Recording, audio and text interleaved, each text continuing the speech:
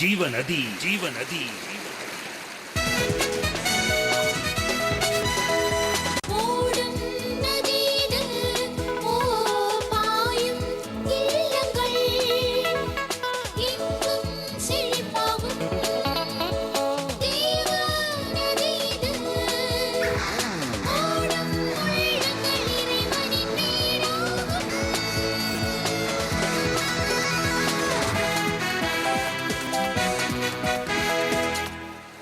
ஜீவநதி ஜீவநதி.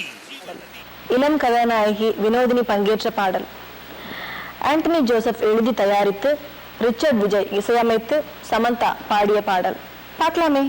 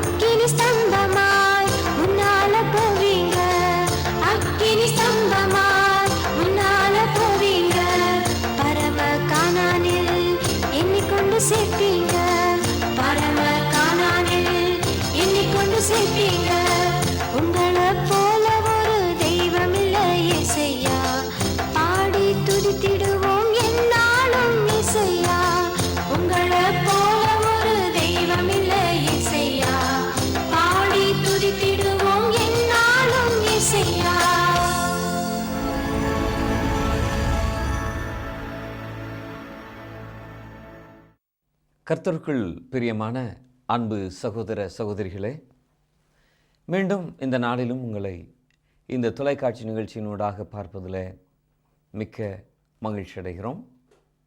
கர்த்தருடைய கிருபையும் சமாதானமும் உங்களோடு இருப்பதாக.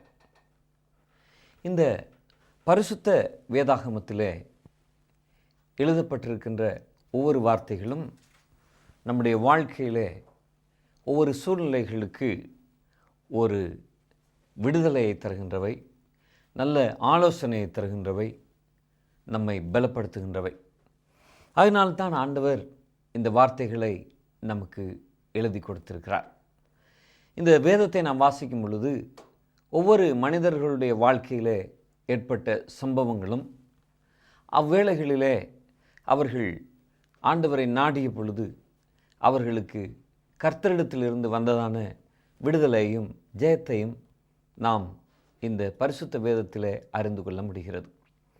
இன்றைக்கும் கூட வேதாகமத்தில் எழுதப்பட்டுள்ள ஒரு சம்பவத்தை உங்களுக்கு வாசித்து அதிலிருந்து சில காரியங்களை உங்களோடு பகிர்ந்து கொள்ள விரும்புகிறேன். மத்தேயு எழுதிய சுவிசேஷம் 8ஆம் அதிகாரம் 23 முதல் 27 வசனங்களில் இப்படி எழுதப்பட்டிருக்கிறது. இயேசு படவில் ஏறின போது அவருடைய சீசர்கள் அவருக்கு பின் சென்று ஏறினார்கள். அப்பொழுது படகு அலைகளினால் மூடப்படத்தக்கதாய் கடலில் பெருங்காற்று உண்டாயிற்று. அவரோ நித்திரையாயிருந்தார். அப்பொழுது அவருடைய சீசர்கள் வந்து அவரை எழுப்பி, ஆண்டவரே, எங்களை இரட்சியும், மடிந்து போகிறோம் என்றார்கள். அதற்கு அவர், அற்ப விசுவாசிகளே, ஏன் பயப்படுகிறீர்கள் என்று சொல்லி எழுந்து காற்றையும் கடலையும் அதட்டினார். உடனே மிகுந்த அமைதல் உண்டாயிற்று.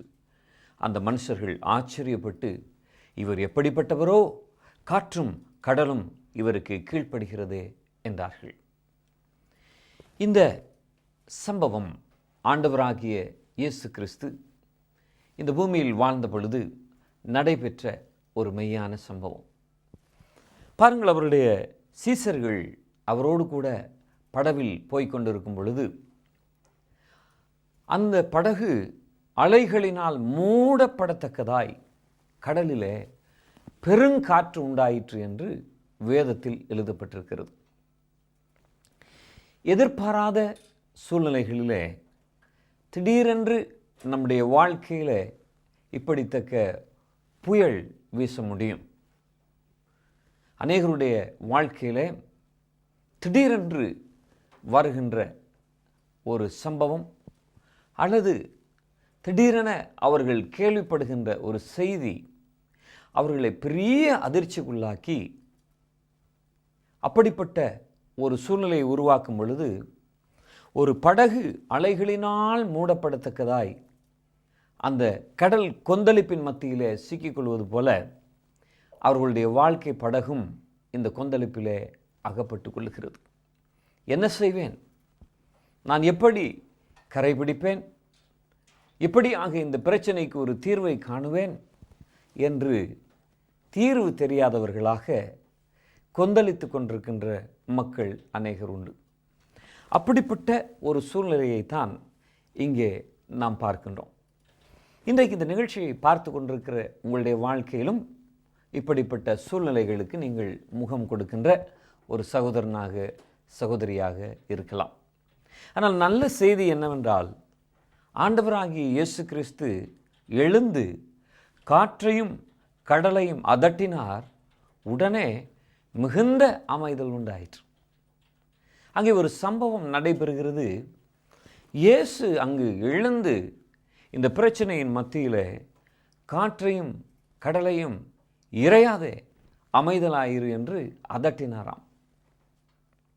வேதம் சொல்லுகிறது, உடனே மிகுந்த அமைதல் உண்டாயிற்று.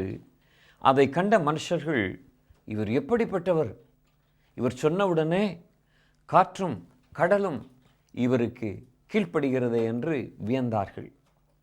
இயேசு கிறிஸ்து ஜீவனுள்ள தேவன் என்பதை தொழுது கொள்ளுகின்ற நாம் அறிந்து கொள்ள வேண்டும். இயேசு சொன்னார், நான் சர்வ வல்லமை உள்ள தேவன். அந்த சர்வ வல்லமை உள்ள தேவனுக்கு இயற்கை கீழ்ப்படுகிறதை நாம் இங்கே பார்க்கின்றோம். ஒரு மனிதன் எழும்பி காற்றை அதட்டினால் நிற்குமா? ஒரு மனிதன் எழும்பி கடலை அதட்டினால் நிற்குமா? அல்லது இதற்கு முன்பாக யாரும் செய்து அப்படி நடைபெற்றிருக்கிறது என்று நீங்களோ நானோ கேள்விப்படவில்லை. இயேசு கிறிஸ்து வாழ்ந்து 2000 வருஷங்களாகிவிட்டது, இப்படி இன்னொருவர் செய்தார் என்று நாம் கேள்விப்படவில்லை. இயேசு கடலிலே நடந்தார், இப்படி யாரும் நடந்தார்கள் என்று நாம் கேள்விப்படவில்லை. காரணம், இயேசு கிறிஸ்து 100% அவர் கடவுள். நம்மை ரட்சிப்பதற்காக அவர் மனு உருவானார். தேவகுமாரன் மனுஷகுமாரனாகி இந்த பூமியிலே அவர் வாழ்ந்து காட்டின பொழுது தாம் சகல அதிகாரம் உடையவர் என்பதை நிரூபிக்கும் வகையில் அவர் கடலையும் காற்றையும் அதட்டுகிறார். அப்பொழுது அவர்கள் வியந்து இவர் சர்வ வல்லமையுள்ள தேவன் என்பதை புரிந்து கொண்டார்கள். எனக்கு அன்பான சகோதரனே, சகோதரியே, இன்றைக்கு நீங்கள் எந்த சிக்கலான சூழ்நிலையில் நீங்கள் அகப்பட்டிருக்கிறீர்கள் என்று எனக்கு தெரியாது. எப்படிப்பட்ட ஒரு கண்ணீரின் சூழ்நிலையிலே வேதனைப்பட்டு கொண்டிருக்கிறீர்கள் என்பது தெரியாது. வெளி தேசத்தில் வேலைக்கு வந்து இவ்வளவு கொந்தளிப்புக்குள் நான் மாட்டிக்கொண்டேனே, என்ன செய்வது என்று தெரியாமல் தத்தளிக்கிறேனே என்று கண்ணீர் நிறைந்த ஒரு சகோதரனாக, கண்ணீர் நிறைந்த ஒரு சகோதரியாக நீங்கள் காணப்படலாம். ஆனால் இந்த பிரச்சனையை கர்த்தரால் தீர்த்து வைக்க முடியும். உங்கள் கண்ணீரின் சூழ்நிலைகளை தேவன் மாற்ற முடியும். உங்கள் வாழ்க்கையின் கொந்தளிப்பை தேவன் அமர்த்த முடியும். இதை நீங்கள் விசுவசிப்பீர்களானால் ஆண்டவர் நிச்சயமாக உங்களுக்கு உதவி செய்வார். ஒரு முறை ஒரு சகோதரி சொன்னார்கள், ஐயா, என் தங்கைக்கு திருமணம் பேசினோம், எல்லாம் மிக நன்றாக நடைபெற்றது, எல்லா காரியங்களும் ஒழுங்காகி திருமணம் கைகூடி வரும் பொழுது அந்த மாப்பிள்ளை வீட்டார் திடீரென்று அவர்கள் நடந்து கொண்ட முறைகள் எங்களுடைய குடும்பத்திலேயே பெரிய புயலை உண்டு பண்ணியது. மிகவும் தத்தளித்து போயிருக்கிறோம், மிகவும் வேதனைப்பட்டு போயிருக்கிறோம். எங்களால் என்ன செய்வது என்று தெரியவில்லை. நாங்கள் ஒரு ஏழ்மை நிறைந்த குடும்பத்தவர்கள். எங்களை இப்படியாக வாட்டி வதைக்கின்ற இந்த பிரச்சனைக்கு தீர்வு வேண்டும் ஐயா, எங்களுக்காக நீங்கள் ஜெபிப்பீர்களா என்று கதறி அழுதார்கள். பிரியமானவர்களே, நாங்கள் ஜெபித்தோம். அதுக்கு பின்பாக அவர்கள் ஒரு சில மாதங்களின் பின்பு சொன்னார்கள், ஐயா, அந்த மழை போல வந்த பிரச்சனைகள் பனி போல அகன்று போயிற்று. கர்த்தர் அந்த ஜெபத்தை கேட்டார். இன்றைக்கு எங்கள் குடும்பம் சமாதானமாக இருக்கிறோம். இன்றைக்கு அந்த திருமண காரியங்கள் எல்லாம் நன்றாக நடந்து விட்டது. கர்த்தருக்கு மகிமை உண்டாகட்டும் என்று சொல்லி மிகுந்த மகிழ்ச்சி ததும்ப அவர்கள் சொன்னார்கள். இன்றைக்கு உங்களுக்கு முன்னாலும் ஏதோ ஒரு பிரச்சனை மலை போல நிற்கிறதோ, கடன் தொல்லைகள் மலை போல நின்று கலங்கி கொண்டிருக்கிறீர்களோ, வாழ்க்கையில் ஏற்படுகின்ற சில இடரல்களின் நிமித்தம் ஐயோ என்று குரலிட்டு அழுது கொண்டிருக்கின்றீர்களோ, எவ்வளவுதான் உழைத்தாலும் என் பிரச்சனை தீரவில்லையே என்று இரவில் முகம் புதைத்து வாடிப்போனவராய் வாழ்ந்து கொண்டிருக்கிறீர்களோ, உங்களுக்கு யார் விடுதலை தருவார்? நிச்சயமாக விடுதலை தருகின்ற ஒருவர் உண்டு. அவர்தான் இயேசு கிறிஸ்து.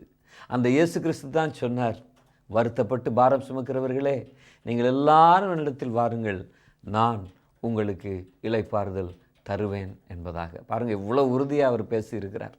அதனால் தேவனை அறிந்து கொண்ட அன்பின் ஜனமே, நம்ம எந்த சூழ்நிலையிலும் நமக்கு தேவன் உதவி செய்ய அவர் வல்லவர். அவர் வல்லவர் என்று சொல்வதை விட அவர் சர்வ வல்லவர் என்று சொல்வது தான் மெய்யானது. ஆகையினாலே இந்த நேரத்தில் இந்த செய்தியை கேட்டுக்கொண்டிருக்கிற நீங்கள் எந்த சூழ்நிலையில் இருந்தாலும் ஆண்டவர் ஒரு நாளும் பொய் சொல்ல மாட்டார். ஆண்டவர் நம்முடைய வேதனையை பார்த்து நழுவி போகவே மாட்டார். வருத்தப்பட்டு பாரம் சுமக்கிறவர்களே, நீங்கள் எல்லாரும் என்னிடத்தில் வாருங்கள் என்று அவர் சொல்லுகிற தேவன் மட்டுமல்ல, நான் உங்களுக்கு இளைப்பாறுதல் தருவேன் என்று தெளிவாய் சொல்லியிருக்கிறார். ஆகையினாலே அந்த தேவன் வாக்கு மாறாதவர். அவர் உங்களுடைய வாழ்க்கையிலே நன்மை செய்து அற்புதம் செய்து கண்ணீரை துடைத்து உங்களுக்கு அற்புதமான காரியங்களை செய்வார். இந்த சூழ்நிலையிலே கடல் கொந்தளித்து அங்கே நம்ம பார்க்கிறோம், கடலில் பெருங்காற்று உண்டாகியது, படகே அலைகளினால் மூடப்படத்தக்கதாய். சாதாரண காற்று அல்ல. அந்த காற்றில் அலைகள் கொந்தளித்து அந்த படகே அந்த அலைகளினால் மூடப்பட்டு விடத்தக்கதாக ஒரு பெரிய கொந்தளிப்பு உண்டானது. ஆண்டவர் எழும்பி அதை அதட்டி அந்த கொந்தளிப்பை அமர்த்தியது உண்மைதான். ஆனால் இந்த ரெண்டுக்கு இடையில் ஒரு சம்பவம் நடந்தது. அது என்ன தெரியுமா? உடனே அவருடைய சீசர்கள் அவரிடத்தில் ஓடி வந்து, ஆண்டவரே எங்களை ரட்சியும், மடிந்து போகிறோம் என்றார்கள்.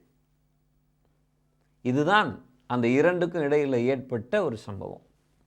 அந்த கொந்தளிப்பின் சூழ்நிலையிலே ஐயோ என்று அலறவில்லை, எங்கள் பிரச்சனையை தீர்க்கத்தக்க ஒருவர் இருக்கிறார் என்பதை உணர்ந்து ஓடிப்போய், ஆண்டவரே இயேசுவே எங்களை ரட்சியும், நாங்கள் மடிந்து போகிறோமே என்று சொன்னார்கள். அதுதான் ஜெபம். இன்றைக்கு நாம் ஆண்டவரை நோக்கி பிரார்த்தனை செய்வோமானால், எங்களுடைய சூழ்நிலைகளை நாங்கள் தேவனுடைய பாதத்திற்கு கொண்டு போவோமானால், நிச்சயமாக அதற்கு ஒரு விடுதலையை, அதற்கு ஒரு பதிலை, நீங்கள் மாறாது என்று நினைப்பதற்கு மாறும் என்ற பதிலையும், நீங்கள் முடியாது என்று நினைப்பதற்கு முடியும் என்ற பதிலையும் ஆண்டவர் தம் கரங்களில் வைத்திருக்கிறார். எல்லாவித பிரச்சனைகளுக்கும் என் தேவனுடைய கரத்திலே பதில் உண்டு. ஆனால் ஒன்று என்ன தெரியுமா? அவரை நோக்கி நீங்கள் கூப்பிட வேண்டும்.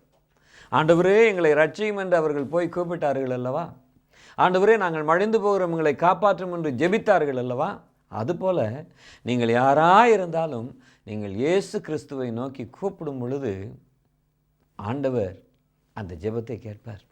இயேசுவே என்று நாம் கூப்பிடும் பொழுது நம்முடைய ஜெபத்தை ஆண்டவர் கேட்பார். அந்த ஜெபத்தை ஆண்டவர் கேட்டார். கேட்டு தான் அவங்களுக்கு அற்புதம் செய்தார். ஆனால் அந்த அற்புதத்தை ஆண்டவர் செய்வதற்கு முன்பாக அவர்களை பார்த்து, அற்ப விசுவாசிகளே ஏன் பயப்படுகிறீர்கள் என்றும் கேட்டார்.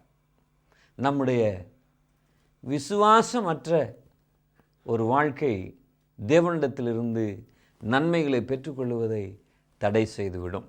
ஆகினாலே என் அருமையான சகோதரனே சகோதரியே, நீங்கள் எந்த சூழ்நிலையில் இருந்தாலும் சரி, இன்றைய நாளிலே விசுவாசிங்க. ஆம், அன்றைக்கு அந்த கொந்தளிப்பின் சூழ்நிலையிலே ஆண்டவரே இயேசுவே என்று அவர்கள் கூப்பிட்ட பொழுது அவர் எழுந்து காற்றையும் கடலையும் அதட்ட அங்கே அது அமர்ந்து உடனே மிகுந்த அமைதல் உண்டாயிற்றே. அதை விடவா என்னுடைய பிரச்சனை பெரிது ஆண்டவருக்கு? கடலையும் காற்றையும் அமைதிப்படுத்தக்கூடிய சர்வ வல்லவர் உங்கள் பிரச்சனைக்கு உதவி செய்ய முடியாதா? கடலையும் காற்றையும் அதட்டி அந்த நிலையிலே பாதுகாத்தவர் உன் குடும்பத்தை பாதுகாக்க முடியாதா? உன் கடன் தொல்லையில் விடுதலை தர முடியாதா? உன் சூழ்நிலைகளில் சமாதானம் தர முடியாதா? நிச்சயமாய் முடியும். ஆனால் நீங்கள் செய்ய வேண்டியது ஒன்று உண்டு. அதுதான் இயேசுவே என்று கூப்பிட வேண்டும். ஆண்டவரே என் சூழ்நிலை இப்படி இருக்கிறது, உம்மால் தான் இது ஆகும் என்று நீங்கள் விசுவசிக்க வேண்டும். அப்படி விசுவசித்து நீங்கள் கூப்பிடும் பொழுது ஜெபத்தை கேட்டு அற்புதம் செய்கிறவர் உங்கள் வாழ்க்கையிலே நன்மை செய்வார். நீங்கள் கண்ணீரோடு இருப்பது அவருக்கு சித்தமே இல்லை. நீங்கள் மகிழ்ச்சியாக இருக்கணும். அவரை நோக்கி கூப்பிடுகிறவர்களுக்கு மகிழ்ச்சியை தருவார். அவரை நோக்கி கூப்பிடுகிறவர்களுடைய பிரச்சனைகளை நீக்கி நித்திய சமாதானத்தை தருவார். இன்றைக்கும் நாம் ஜெபிக்க போகிறோம். நீங்கள் விசுவசிப்பீங்களா? நீங்கள் ஆயத்தமா? கர்த்தருடைய கிருபைகளை இலவசமாக பெற்றுக்கொள்ள நீங்கள் ஆயத்தப்பட்டுட்டீங்களா? நான் இப்பொழுது ஜெபிக்க போகிறேன். என்ன பிரச்சனை இருக்கிறதோ அதை உங்களுடைய இருதயத்தில் நீங்கள் நினைத்து கொண்டு, உதாரணமாக உங்களுக்கு கடன் தொல்லை இருக்கிறது என்று வைத்துக்கொள்ளுங்கள்.